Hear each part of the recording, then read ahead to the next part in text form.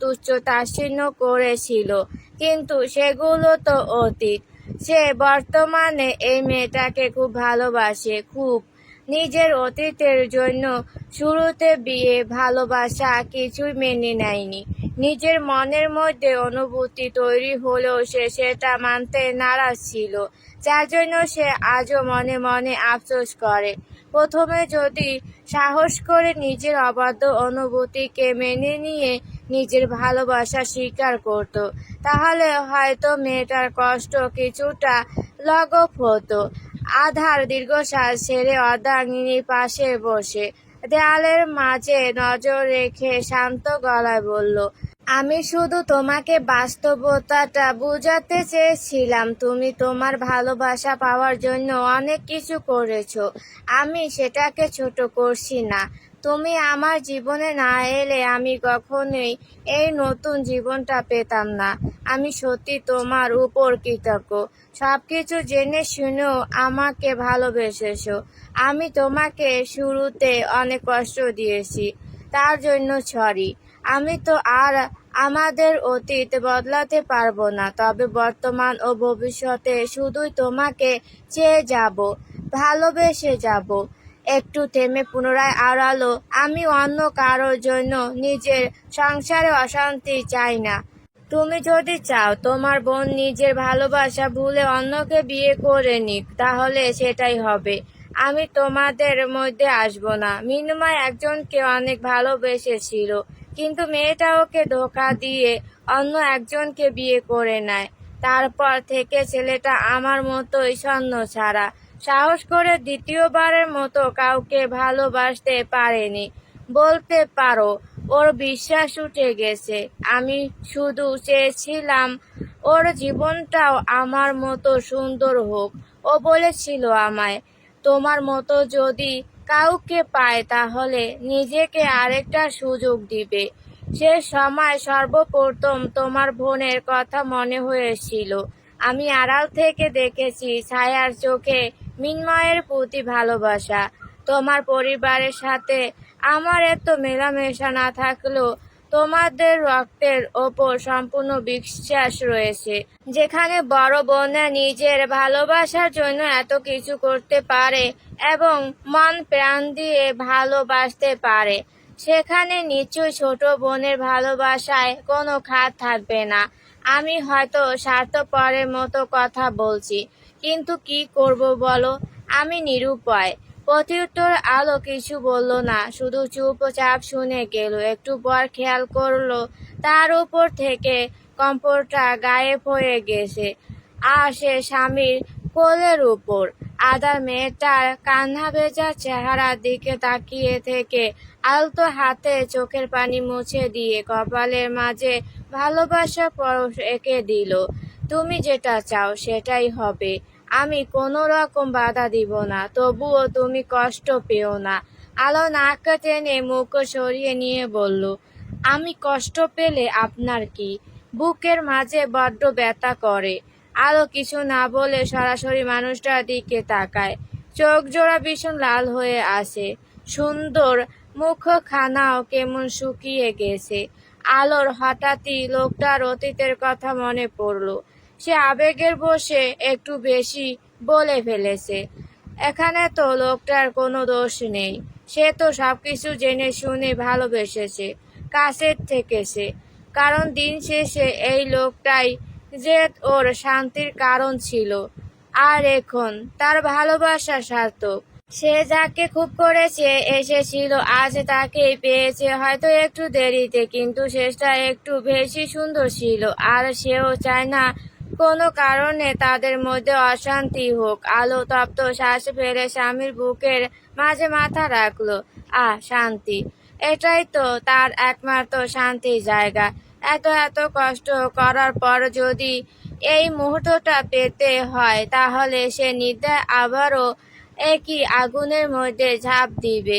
নিজের মনকে এটা বলে সান্ত্বনা দিতে পারবে, অবশেষে সে নিজের ভালোবাসার মানুষটিকে পেয়েছে, যে কিনা তাকেও পাগলের মতো ভালোবাসে। দিন শেষে মেয়েরা একটু যত্ন, একটু বিশ্বাস ও একটু ভালোবাসার কাছে গলে যায়, যেমনটা সে নিজের প্রিয় পুরুষকে পেয়ে অতীতে সব কষ্ট ভুলে গিয়েছিল, কিন্তু আজ না চাইতেও সব কথা বেরিয়ে এসেছে। আদা স্বস্তির নিঃশ্বাস ছেড়ে বাহু ডোরে প্রিয়তমাকে শক্ত করে আগলে নিল। পুরো চেহারায় ঠোঁট ছুঁয়ে দিতে দিতে ফিসফিসিয়ে বলল, অতীতের কষ্ট মুছতে পারবো না, তবে এখন তোমাকে কোনো কষ্ট ছুঁতে পারবে না, অন্তত আমার পক্ষ থেকে নাই তো। আমিও এখন থেকে নিজের আবেগকে কন্ট্রোল করব, যাতে দ্বিতীয়বার আমাদের বর্তমান ও ভবিষ্যতের মধ্যে অতীতের কোনো কথা না আসে।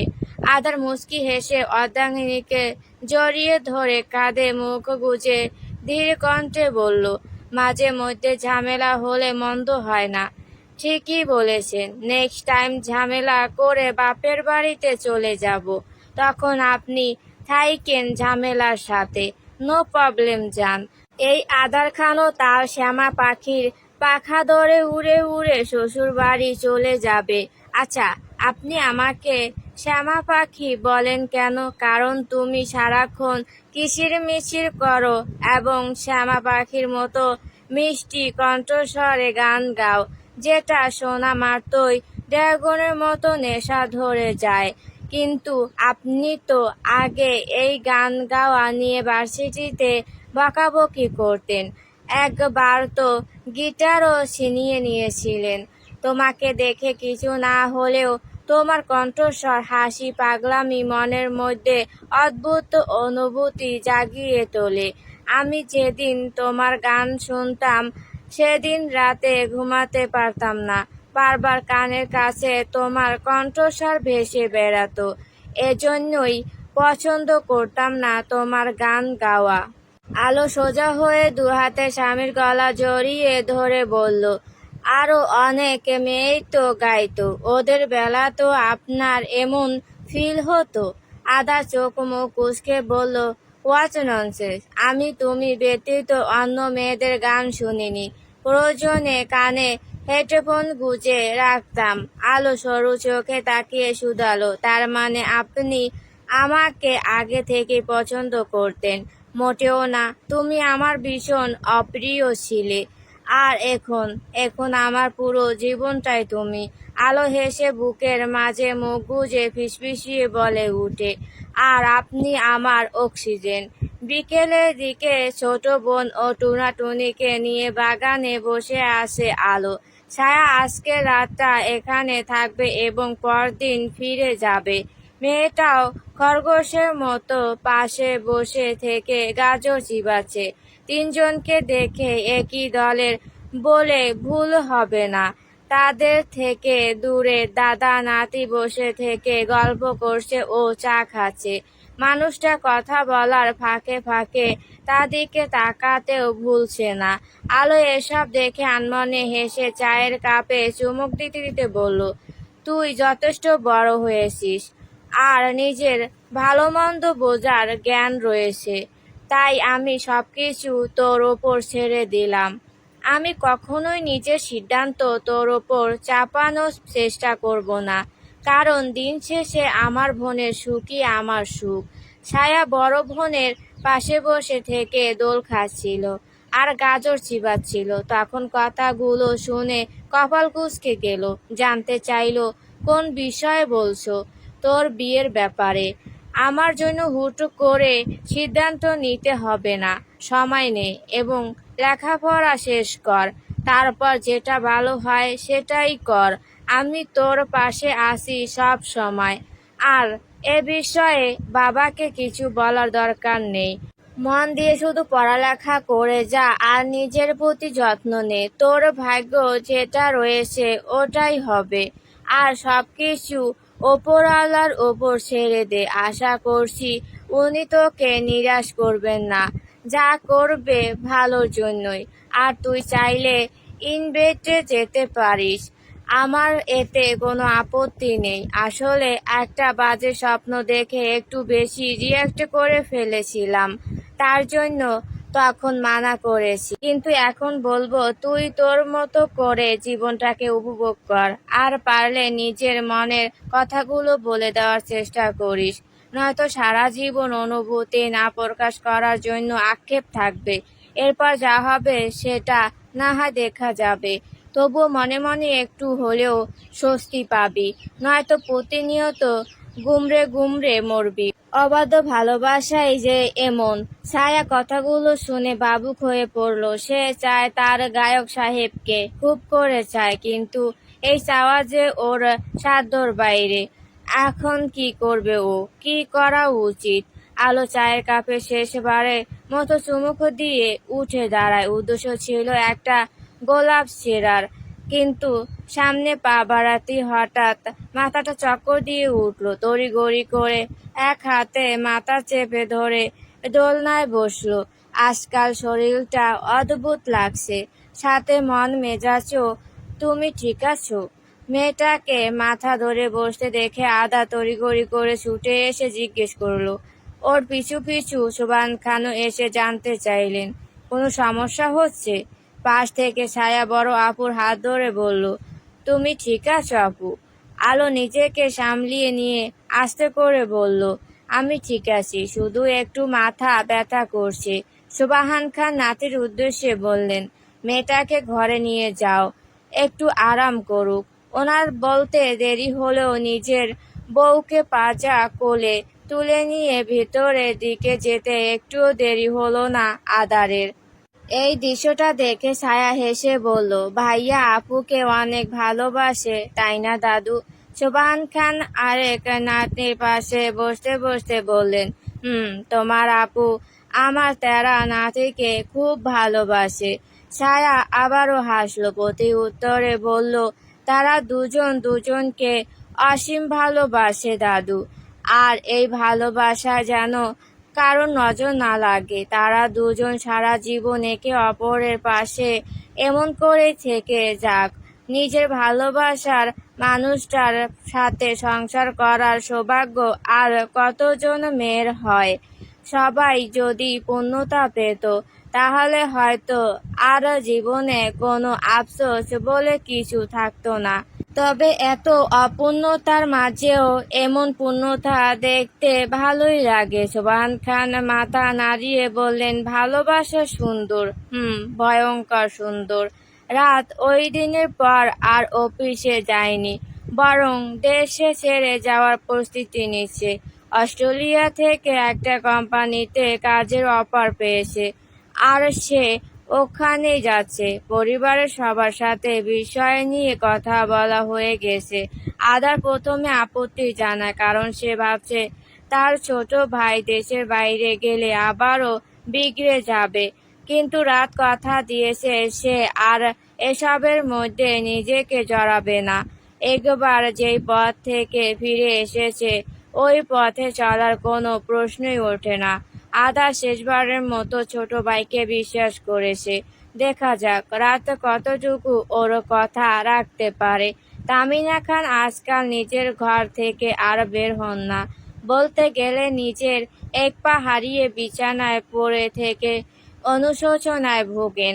ওনাকে দেখার জন্য আলাদা করে দুজন মহিলা থাকলেও আলো মাঝে মধ্যে এসে শাশুড়ি মায়ের সেবা করে যায়। হাজার হোক শাশুড়ি বলে কথা, সে তো আর ফেলে দিতে পারবে না, আর না ওনার মতো বাজে ব্যবহার করতে পারবে। তিথি এসে সারা দিন থেকে রাতের বেলা চলে গিয়েছে চট্টগ্রামে। তাকে তিহান নিতে এসেছিল। মেয়েটা এখন আর হোস্টেলে থাকে না, বরং শ্বশুর বাড়িতে থাকে এবং ওখানে সুখেই আছে। কোথায় যাচ্ছ? ডিনার শেষে ওয়াশরুম থেকে ফ্রেশ হয়ে বেরিয়ে এসে দেখে আলো বড় পুতুলটা বগল দাবা করে খুঁড়িয়ে খুঁড়িয়ে হেঁটে বাইরে যাচ্ছে। তখন আদার উপরোক্ত প্রশ্নটি করে। আলো থেমে গিয়ে পাশে তাকিয়ে বলল, ছায়ার কাছে কেন নাচতে? জবাব শুনে আদার বিরক্ত হয়, গম গমে গলায় আওড়ালো, যা করার এখানে করো, অন্য কোথাও যেতে হবে না। আলো কিছুক্ষণ চুপ থেকে বিড়বিড় করে বলল, এখন যদি গরম গরম রসগোল্লা বানিয়ে খাওয়ান তাহলে যাব না কোথাও, অপেক্ষা করো, বানিয়ে আনছি।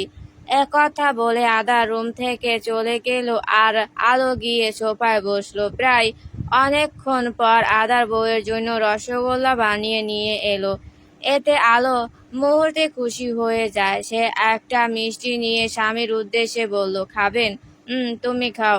আলো আর কিছু না বলে খেতে শুরু করলো। 5টার মতো মিষ্টি খেয়ে বাদ বাকি রেখে থম মেরে বসে থাকলো। তাকে এভাবে বসে থাকতে দেখে আধারে কপাল কুঁচকে গেল। কাছে এসে জিজ্ঞেস করলো, কি হলো? মিষ্টি ভালো হয়নি? আলো কিছু না বলে তড়িঘড়ি করে উঠে দাঁড়ায়। তখনই ঘটিয়ে ফেলো এক অঘটন। স্বামীর গায়ের ওপরে বমি করে দিল। আধা চমকে মেয়েটার দুগালে হাত রেখে অস্থির গলায় শুধালো, তুমি ঠিক আছো? শরীর খারাপ লাগছে? আলো স্বামীর নোংরা টি শার্টের দিকে তাকিয়ে অসহায় কণ্ঠে বলল, সরি, আমি ইচ্ছে করে এমনটা করতে চাইনি। ডোন্ট সরি, আমার এতে কোনো যায় আসে না। একথা বলে মেয়েটাকে নিয়ে সে ওয়াশরুমে চলে গেল। আলো চোখে মুখে পানি দিয়ে বিড়বিড় করে বলল, আজ থেকে আমার মিষ্টি খাওয়া বন্ধ। আমি চাইলো আর এনে দিবেন না। আদা টি শার্ট খুলতে খুলতে জবাব দিল, মিষ্টি দোকান না, সব দোষ তোমার আর দাদা জানের।